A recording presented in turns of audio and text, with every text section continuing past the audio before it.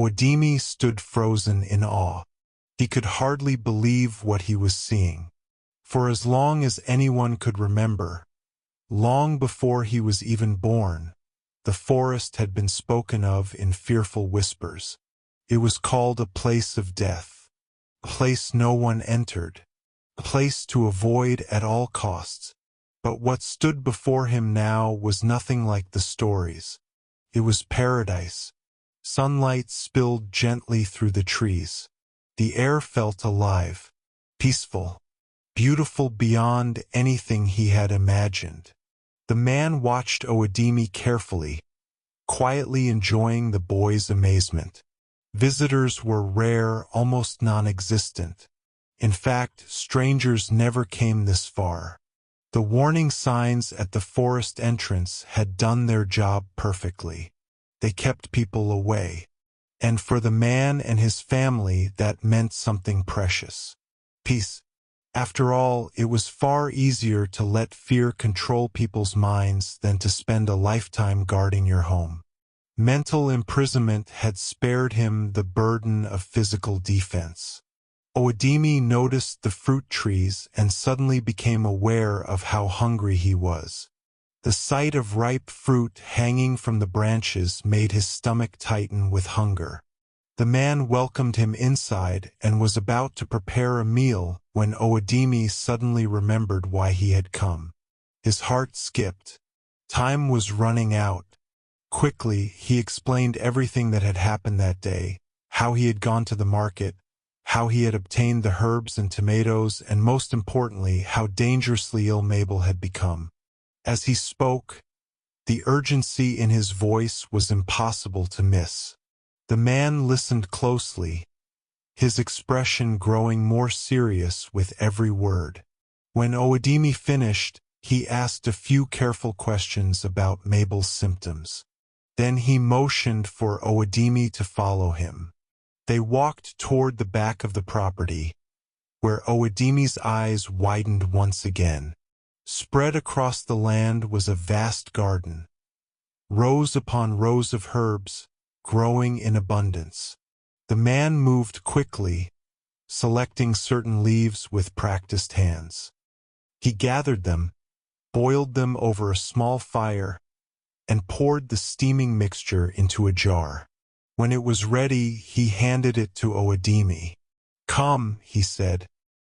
He then led the boy through a narrow, hidden path, a secret shortcut that wound quietly through the trees, until they reached the edge of the forest, where Okon and Mabel's small cabin stood waiting. Okon was in the garden, gathering whatever vegetables he could find to prepare a meal for Mabel. Every movement felt heavy with worry. Her condition had worsened, and he feared time was slipping away.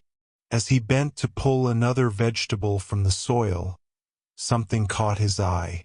Movement. From the forest. He froze. His heart pounded as he stared toward the dark trees. No one ever came from there. Not from the forest of death.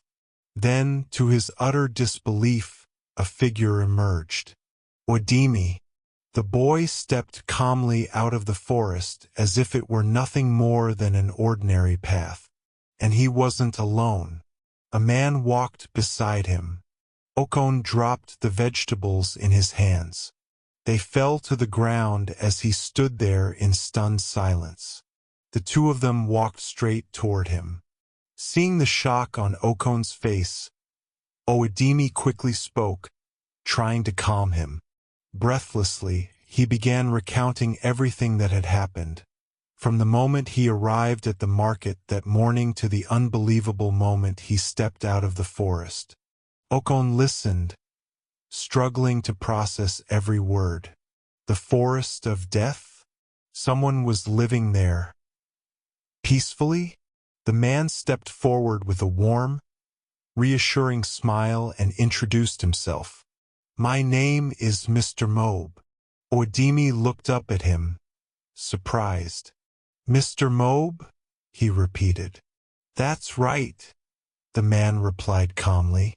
Oedimi's eyes widened as realization began to dawn on him. Wait, was it your wife who sold me the herbs at the market this morning? Mr. Mob nodded gently. Yes, it was. So, she lives in the forest with you? Oedimi asked, still trying to piece everything together.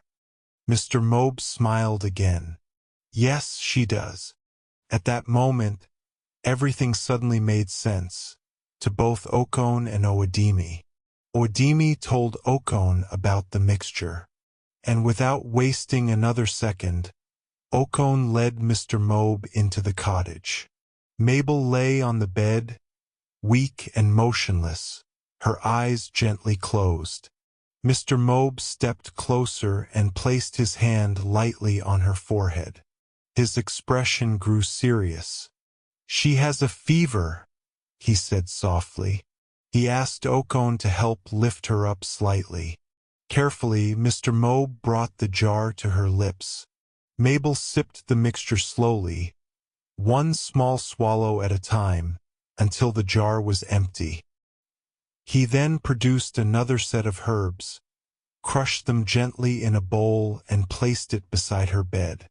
Within moments, a fresh, calming fragrance spread throughout the cabin, filling the small space with a sense of quiet relief.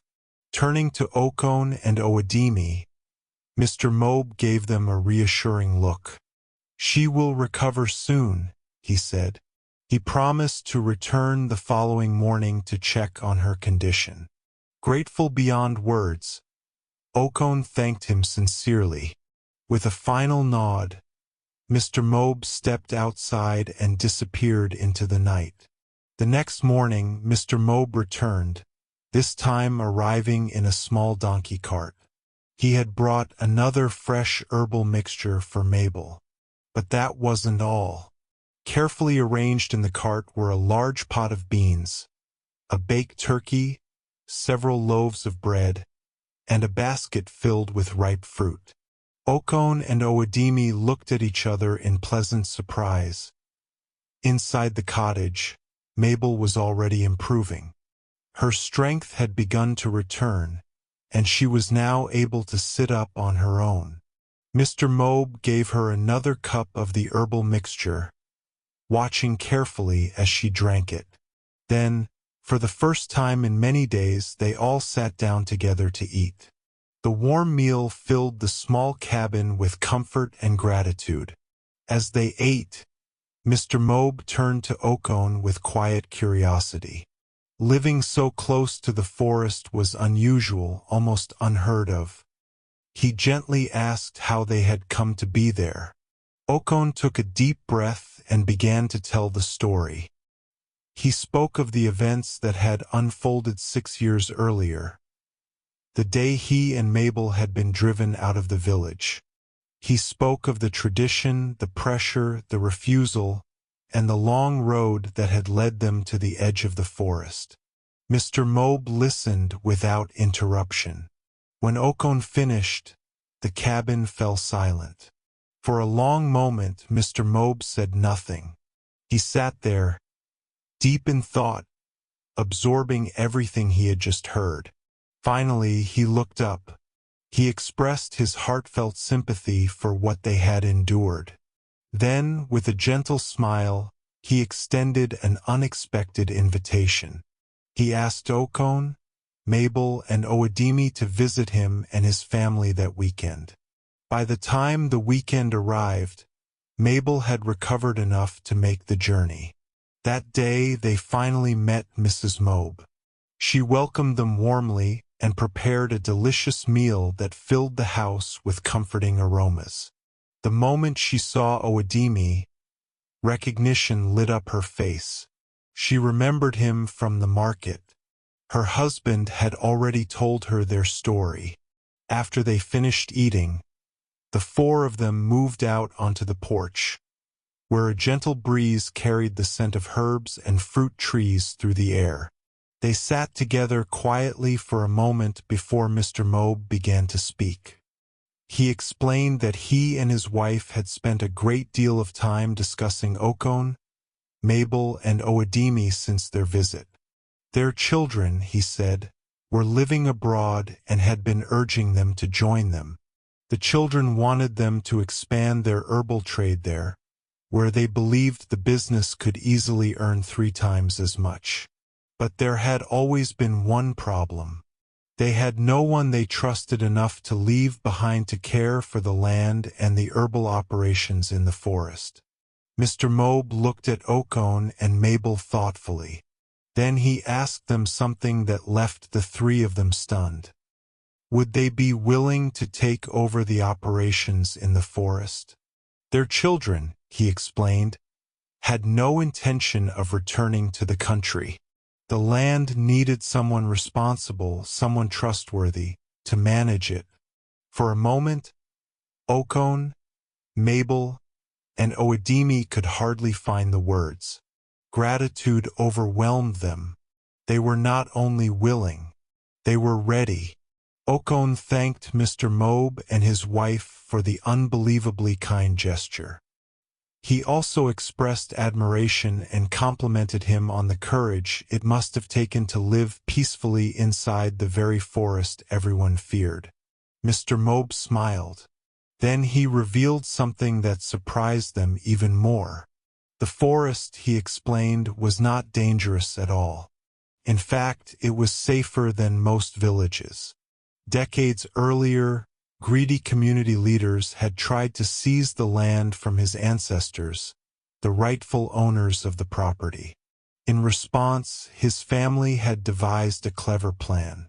They allowed the trees around the land to grow thick and wild, slowly forming the dense forest people now feared. Then they began spreading rumors, stories of danger, spirits, and death. The plan worked perfectly. The villagers stayed away. Mr. Mob explained that it had been surprisingly easy to mislead them, largely because superstition and old beliefs had shaped their thinking for generations. Fear, after all, is a powerful guard. His moment marked a profound turning point in the lives of Okon, Mabel, and Oedeme. From that day forward, their future began to take on a new shape. Mrs. Mob patiently taught Mabel everything she knew about the herbs, how to identify them, how to prepare them, and the many ways they could be used to heal and restore the body. What had once been unfamiliar slowly became second nature. At the same time, Mr. Mob worked with Okon and Oedeme, showing them how to care for the animals and manage the land that surrounded the forest home. Before he left, he gave them one final piece of advice. The signboards must always remain in place. And whenever they traveled to the city, they must use the secret entrance hidden within the trees. The mystery of the forest, he explained, was their greatest protection. As the days passed, Okon and Mabel often found themselves reflecting on how everything had unfolded. Oedeme's courage, the very courage that had driven him into the forest that day, had brought blessings they could never have imagined. Blessings that had changed their lives completely. And as they watched him guiding the donkey across the clearing, full of energy and determination, their hearts filled with quiet gratitude. He was not their biological child, but in every way that truly mattered, he was their son. The Okon story reminds us that love is not proven in comfort, but in courage. When the entire village demanded that he abandon Mabel, Okon chose loyalty over approval and compassion over tradition. In a world where many people follow the crowd to avoid conflict, his decision shows the quiet strength it takes to stand for what is right, even when it costs you everything. True love does not measure worth by what someone can give you, but by the bond you share through hardship, sacrifice, and time. The story also reveals that blessings often arrive in unexpected forms. For years, Okon and Mabel longed for a child of their own, never imagining that the answer to their prayers would come through Owadimi, a boy who needed them just as much as they needed him. His bravery, kindness, and gratitude transformed their lives and opened doors they never thought possible. Sometimes the path we fear the most leads to the greatest miracles. And sometimes the family we are given by circumstance becomes the greatest gift of all.